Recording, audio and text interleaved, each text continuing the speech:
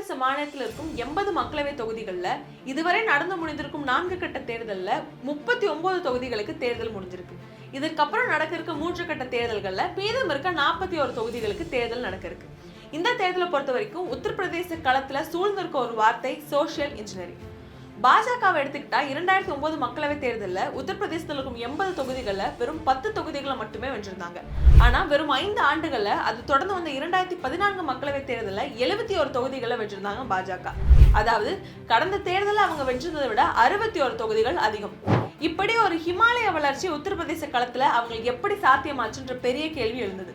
அந்த கேள்விக்கு பதிலா கிடைச்சதுதான் சோசியல் இன்ஜினியரிங். அதாவது ஒரு கட்சிக்கு பாரம்பரியமா இருக்கும் லாயல் ஓட்டர் பேஸ்ன்னு சொல்லப்படுற அந்த ஒரு பேஸை மட்டும் நம்பி இல்லாம எல்லா சமூகத்தையும் உள்ளடக்கி செய்யும் ஒரு அரசியல் தான் அது. கிட்டத்தட்ட 10 ஆண்டுகளுக்கு முன்னாடி பாஜக இம்ப்ளிமெண்ட் செஞ்சத இந்த வெற்றி ஃபார்முலாவை இந்த முறை உத்தரப்பிரதேசத்துல சமாஜ்வாதி கட்சியும் பகுஜன் சமாஜ் கட்சியும் கையில் எடுத்திருக்காங்க. இந்த 3 கட்சிகளுமே இந்த தேர்தலுக்காக 2 முக்கிய விஷயங்களை கையில் எடுத்திருக்காங்க. அது என்னன்னு பார்த்தா முதலாவது அந்தியோதயா, அதாவது அனைத்து சமூகத்தையும் உள்ளடக்கிய ஒரு வளர்ச்சி.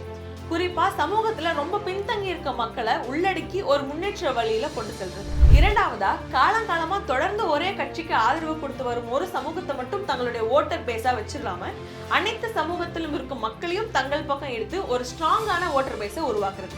இந்த 2 விஷயங்கள் தான் இந்த 3 கட்சிகளுமே முக்கியமா பாக்குறாங்க. அதன்படி ஒவ்வொரு கட்சியும் இதை எப்படி செயல்முறைப்படுத்துறாங்கன்றத விரிவா பார்க்கலாம்.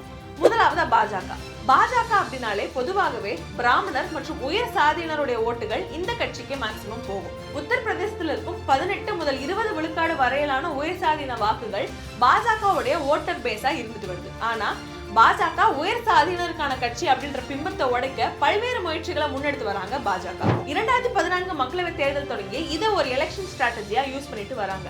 என்னதான் உயர் சாதியினருடைய ஓட்டுகள் பாஜக பக்கம் அப்படியே சாஞ்சாலும் எந்த ஒரு மாநிலத்திலும் அதிகமா இருக்கும் பிற்படுத்தப்பட்ட வகுப்பை சேர்ந்த மக்களை உள்ளடக்கினா மட்டுமே வெற்றிக்கு ஒரு கட்சிக்கு கை கொடுக்குன்றத நன்கு உணர்ந்திருந்தாங்க பாஜக. இந்த இடத்துலதான் பாஜகவுக்கு 2 சிக்கல் எழுது.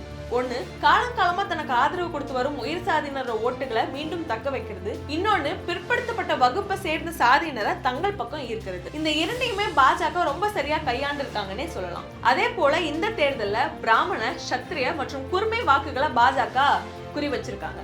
அதன்படி 75 தொகுதிகளை போட்டியிடும் பாஜக 16 பிராமண வேட்பாளர்களை களமிறக்கியிருக்காங்க. இது 24 விழுக்காடுக்கு நிகர். அடுத்ததா உத்தரப்பிரதேசத்தின் உயர் சாதியான தாகூர் சமூகத்தை சேர்ந்து 13 வேட்பாளர்களை களமிறக்கியிருக்காங்க. இன்னொரு பக்கம் பாரம்பரியமா சமாஜ்வாதி கட்சிக்கு ஆதரவு கொடுத்து வரும் யாதவ வாக்காளர்களை தங்கள் பக்கம் எடுத்துக்க அதிக முயற்சிகள் செஞ்சு வராங்க பாஜக. களத்துல யாதவ வாக்காளர்களை குறி வச்சு அவங்க முன்னெடுக்கும் பிரச்சாரங்கள் அவங்களுக்கு பாசிட்டிவா இருக்கிறதாகவே சொல்லப்படுது. உத்தரப்பிரதேச மாநிலத்துல பொறுத்த வரைக்கும் 9 முதல் 10 விழுக்காடு வரை யாதவ வாக்காளர்கள் இருக்காங்க. குறிப்பா மத்திய பிரதேச தேர்தலில் பாஜக வென்றிருந்த பொழுது யாதவ சமூகத்தை சேர்ந்த மோகன் யாதவ முதலமைச்சராகியது யாதவ சமூகத்துக்கிட்ட பாஜக ஒரு எட்ஜை கொடுத்திருக்கிறதாகவே சொல்லப்படுது. அது மட்டும் இல்லாம 2014ஆம் ஆண்டு 27 விழுக்காடு யாதவ வாக்குகளையும் 2019ஆம் ஆண்டு 23 விழுக்காடு யாதவ வாக்குகளையும் பெற்றிருந்தாங்க பாஜக. இந்த தேர்தலை இதை விட ஒரு ஹையர் பர்சன்டேஜுக்கு பாஜக எய்ம் பண்றாங்க. அடுத்ததா சமாஜ்வாதி கட்சி. 1992ஆம் ஆண்டு முலாயம் சிங் யாதவ் சமாஜ்வாதி கட்சி தொடங்கினதுல இருந்து தொடர்ந்து யாதவ சமுதாய மக்கள் இந்த கட்சிக்கு ஆதரவு கொடுத்து வராங்க. ஆனா கடந்த கால தேர்தல்கள்ல இது மாறி இருக்குன்னே சொல்லப்படுது.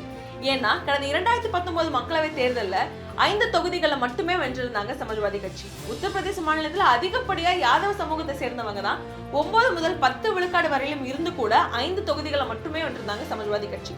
இந்த இடத்துலதான் சமாஜ்வாதி கட்சி தங்களுடைய எலெக்ஷன் ஸ்ட்ராட்டஜியை ரீதிங்க் பண்ண வச்சதுன்னே சொல்லலாம். அடுத்ததா பொதுவாகவே சமாஜ்வாதி கட்சினா அவங்களுடைய லாயல் ஓட்டர் பேஸா யாதவ மக்கள் மற்றும் முஸ்லிம் மக்கள் மட்டுமே சொல்லப்படுவாங்க. இதுல இருந்து சற்றே விலகி இந்த தேர்தலில் வெறும் 7 விழுக்காடு வரை மட்டுமே முஸ்லிம் வேட்பாளர்களை களமிறக்கியிருக்காரு அகிலேஷ் யாதவ். அடுத்ததா யாதவ சமுதாய மக்கள் எடுத்துக்கிட்டோம் அப்படின்னா வெறும் 5 வேட்பாளர்கள் மட்டுமே, அதாவது வெறும் 8 விழுக்காடு வரையில மட்டுமே யாதவ சமூகத்தை சேர்ந்த வேட்பாளர்களுக்கு வாய்ப்பு கொடுக்கப்பட்டிருக்கு. குறிப்பா இந்த 5 யாதவ வேட்பாளர்களும் முலாயம் சிங் குடும்பத்தை சேர்ந்தவர்கள் தான். தம் குடும்பம் இல்லாம வேறொரு யாதவ சமூகத்தை சேர்ந்த ஒரு வேட்பாளருக்கு இந்த முறை வாய்ப்பளிக்கல அகிலேஷ். இது யாதவ சமூகத்துக்கிட்ட ஒரு அதிருப்தி உண்டு பண்ணாலும் வெற்றிக்கு இது முக்கியமா பாக்குறாரு அகிலேஷ். கடந்த 2019 தேர்தலில் 10 யாதவ வேட்பாளர்களுக்கு வாய்ப்பு கொடுத்திருந்த அகிலேஷ், அதாவது 27 விழுக்காடுல இருந்து இந்த முறை 8 விழுக்காடு வரைக்கும் குறைச்சிருக்காரு. அதற்கு பதிலா உத்தரப்பிரதேசத்துல 6 முதல் 8 விழுக்காடு வரை இருக்கும் குர்மி, மௌரியா, ஷக்கியா, சைனி மற்றும் குஷ்வா சமூகத்தை சேர்ந்த வேட்பாளர்களுக்கு வாய்ப்பு கொடுக்கப்பட்டிருக்கு. அது மட்டும் இல்லாம பட்டியலினத்தை சேர்ந்த 31 வேட்பாளர்களுக்கு வாய்ப்பு கொடுக்கப்பட்டிருக்கு சமாஜ்வாதி கட்சியில. உத்தரப்பிரதேச மாநிலத்துல 17 மக்களவை தனி தொகுதிகள் இருந்தாலும் கூட தனி தொகுதிகள் இல்லாத பொது தொகுதிகளிலும் பட்டியலின வகுப்பை சேர்ந்தவங்க போட்டியிடுற மாதிரி வழி பண்ணிருக்காரு அகிலேஷ். பிரீஃபா சொல்லணும்னா சமாஜ்வாதி கட்சி இந்த முறை எலெக்ஷன்ல அவங்க ஸ்ட்ராட்டஜியா யூஸ் பண்றது PDA ஃபார்முலா. P ஃபார் பிச்டே, பிற்படுத்தப்பட்ட வகுப்பை சேர்ந்தவர்கள், D for Dalits, A for அல்பசங்க்யாக், அதாவது சிறுபான்மையினர் சமூகத்தை சேர்ந்தவர்கள். இந்த மூவரையும் உள்ளடக்கிய பிரதிநிதித்துவம் வழங்கப்படும் உத்தரவாதம் கொடுத்திருக்காரு அகிலேஷ் யாதவ். அடுத்தது பகுஜன் சமாஜ் கட்சி. தலித் மக்களின் குரலாகவே உருவாக்கப்பட்டதா இந்த பகுஜன் சமாஜ் கட்சி.